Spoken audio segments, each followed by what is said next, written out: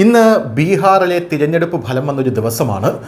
ഈ തിരഞ്ഞെടുപ്പ് ഫലം വന്ന ഒരു ദിവസമായതുകൊണ്ട് തന്നെ എനിക്കറിയാം തീർച്ചയായിട്ടും കേരളത്തിലെ മതമൗലികവാദികളും അവരുടെ പിണിയാളുകളായിട്ടുള്ള അല്ലെങ്കിൽ അവരുടെ എച്ചിൽ ഭക്ഷിച്ച് ജീവിക്കുന്ന മാധ്യമപ്രവർത്തകരും പിന്നെ ആ മാധ്യമപ്രവർത്തകർ ഛർദ്ദിക്കുന്നത് വാരി തിന്നുന്ന ഇവിടെയുള്ള സകല കമ്മ്യൂണിസ്റ്റുകാരും കോൺഗ്രസ്സുകാരും എല്ലാം തന്നെ വളരെയധികം ദുഃഖത്തിലായിരിക്കുമെന്ന് എനിക്ക് കൃത്യമായിട്ട് അറിയാം. പക്ഷേ നിങ്ങൾക്ക് സന്തോഷിക്കാനുള്ളൊരു വാർത്തയുമായിട്ടാണ് ന്യൂസ് ഇന്ത്യ മലയാളം ഇന്ന് വന്നിരിക്കുന്നത്.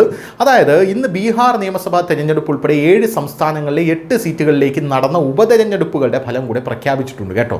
അപ്പോൾ അങ്ങനെ പ്രഖ്യാപിച്ച സാഹചര്യത്തിൽ ഈ സുപ്രധാന തെരഞ്ഞെടുപ്പിൽ ജമ്മു കശ്മീർ, രാജസ്ഥാൻ, ജാർഖണ്ഡ്, തെലങ്കാന, പഞ്ചാബ്, മിസോറാം, ഒഡീഷ എന്നിവിടങ്ങളിലെ വോട്ടർ വർഷത്തിൻ്റെ തുടക്കത്തിൽ ഒഴിവുവന്ന ഈ വോട്ടർമാർ വർഷത്തിൻ്റെ തുടക്കത്തിൽ ഒഴിവുവന്ന ഈ 8 സീറ്റുകളിലേക്ക് പുതിയ ജനപ്രതിനിധികളെയാണ് തിരഞ്ഞെടുത്തിരിക്കുന്നത്.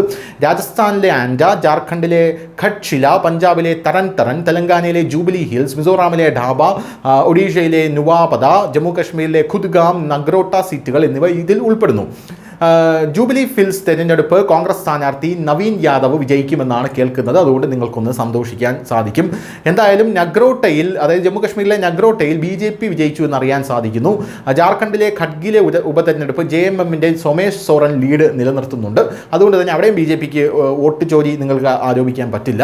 പഞ്ചാബിലെ AAPയും തെലങ്കാനയിൽ കോൺഗ്രസും ലീഡ് ചെയ്യുന്നുണ്ട് എന്ന റിപ്പോർട്ടുകൾ പുറത്തു വന്നു. അവിടെയും നിങ്ങൾക്ക് സന്തോഷിക്കാം, കാരണം അവിടെയും BJP ഇല്ല. എന്ത് തന്നെയായിരുന്നാലും ഇപ്പോൾ BJP ആകപ്പാടെ വിജയിച്ചത് ജമ്മു കശ്മീരിൽ മാത്രമാണ്.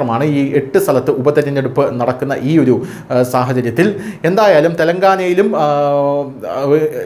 രാജസ്ഥാനിലും ഖഡ്ഗയിലും ജാർഖണ്ഡിലും അവിടെ എല്ലാം തന്നെ വളരെ വലിയ ഒരു വിഷമമാണ് BJP നേരിടുന്നത്. ഇപ്പോൾ മിസോറാമിലെ ഡാംബയിൽ MNFൻ്റെ Mizo national front doctor R Lalthanglia വിജയിച്ചു എന്നാണ് അറിയാനായിട്ട് സാധിക്കുന്നത്.